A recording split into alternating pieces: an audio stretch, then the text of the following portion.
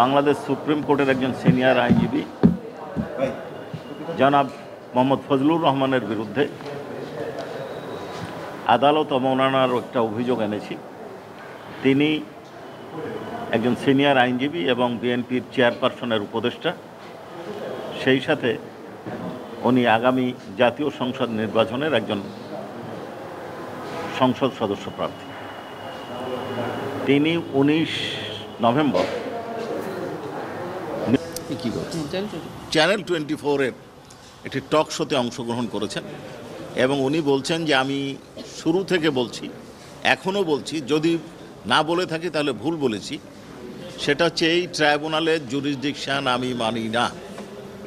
উনি এটা রিপিট করেছেন, এই ট্রাইব্যুনালের জুরিসডিকশন আমি মানি না। এই ট্রাইব্যুনালে শেখ হাসিনার বিচার হতে পারে না।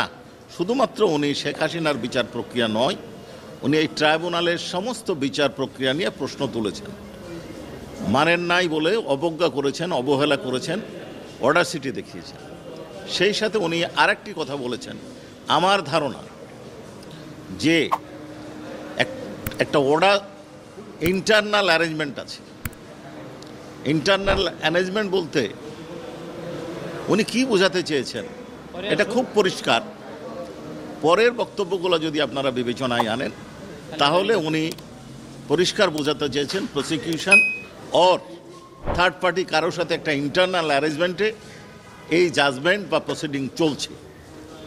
এইটা একটা বিচারকের জন্য, একটা বিচারালয়ের জন্য এবং যারা বিচার প্রার্থী তাদের প্রতি চরম অবজ্ঞাসূচক বক্তব্য, বিশেষভাবে বিচারকদের প্রতি অবমাননাকর। সেই সাথে উনি প্রসিকিউশন টিমকে চ্যালেঞ্জ করেছেন।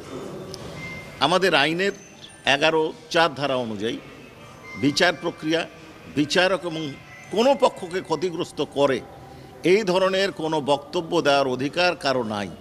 এই ক্ষেত্রে যদি তারা এ ধরনের কোনো বক্তব্য প্রদান করেন, অনারেবল ট্রাইব্যুনাল কোনো আবেদনের ভিত্তিতে অথবা সোমোটো একটি শোয়িং কজ, অর্থাৎ তাকে নোটিশ দিয়ে তার কারণ দর্শানোর সুযোগ দিয়ে তার বিরুদ্ধে ব্যবস্থা নিতে পারেন এবং সর্বোচ্চ শাস্তি হিসাবে 1 বছরের বিনাশ্রম কারাদণ্ড এবং 5,000 টাকা অথবা 5,000 টাকা জরিমানা অথবা দুটোই দিতে পারেন। এই মামলায় আপনারা দেখেছেন যে আমরা এখানে প্রসিকিউশনের আবেদনের ভিত্তিতে এই শুনানিটা আজকে হয়েছে। অনারেবল ট্রাইব্যুনালের আজকে 3 জন মেম্বারের মধ্যে একজন মেম্বার অর্থাৎ চেয়ারম্যান এবং মেম্বার 1 অনুপস্থিত ছিলেন। চেয়ারম্যান এবং মেম্বার 1-এর অনুপস্থিতিতে মেম্বার 2 শুনানি করে বলেছেন যে যেহেতু একটা সিরিয়াস অ্যালিগেশন, সিরিয়াস ম্যাটার, এই জন্য আমি চাচ্ছি যে অন্তত চেয়ারম্যান সাহেবের উপস্থিতিতে এই শুনানিটা হোক। আমি অর্থাৎ অনারেবল ট্রাইব্যুনালের আজকে সিটিং মেম্বার এবং এটা নেক্সট সানডে শুনানির জন্য দিন ধার্য করেছেন।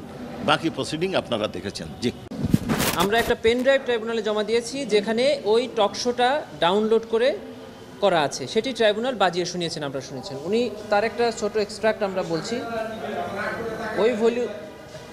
ওখানে উনি বলছেন, ফজলুর রহমান সাহেব বলছেন যে আমি প্রথম দিন থেকেই বলছি এই কোর্ট আমি মানি না। উপস্থাপক প্রশ্ন করছেন মিডিয়া কি জানতে পারেনি? উনি তার উত্তরে বলছেন সবাই জানে, জানবে না কেন? আমার ইউটিউব শোনেন, আমি এই কোর্ট মানি না, এই কোর্টের আমি বিচার মানি না। ইউটিউবে বলেছি, টক শোতে বলেছি, যদি না বলে থাকি এখন বললে আমার ভুল, আমার মাফ চাইব।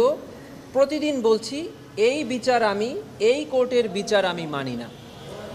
আরও বলছেন উনি, এই কোর্টের গঠন প্রক্রিয়া বলে এই কোর্টে বিচার হইতে পারে না।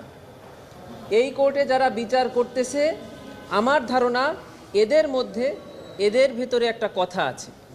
এছাড়াও আরও অনেক ডিফ্যামেটরি বক্তব্য উনি দিয়েছেন। আমরা শুধু কোর্ট নিয়ে উনি যতটুকু কথা বলেছেন সেটুক ট্রাইব্যুনালের সামনে পড়েছি।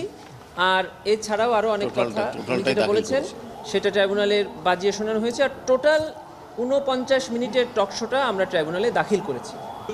এই আইনের 11(4)-এ বলা আছে যে এই ধরনের অ্যাক্ট যদি কোনো ব্যক্তি করে থাকেন তাহলে তার বিরুদ্ধে ট্রাইব্যুনাল একটা প্রসিডিংস ইস্যু করে তার বিরুদ্ধে 1 বছরের বিনাশ্রম কারাদণ্ড এবং তার আর্থিক বক্তব্য শুনে জরিমানা করতে পারবেন। এই আইনের রুলসের 45-এ বলে দেওয়া আছে যে এই সব কিছু প্রসিডিং শুরুর আগেই তাকে একটা নোটিশ করে ডেকে আনতে হবে ট্রাইব্যুনালে এবং ওনার বক্তব্য শুনবেন। তো যদি এই প্রসিডিং শুরু হয় তাহলে অবশ্যই তার স্থায়ী অস্থায়ী এবং তার যতগুলো জানা ঠিকানা আছে তার মাধ্যমে উনি এটা জানতে পারলে উনি এসে ট্রাইব্যুনাল বক্তব্য দিবেন। অর্থাৎ এই আইনে তার বক্তব্য শুনতেই হবে।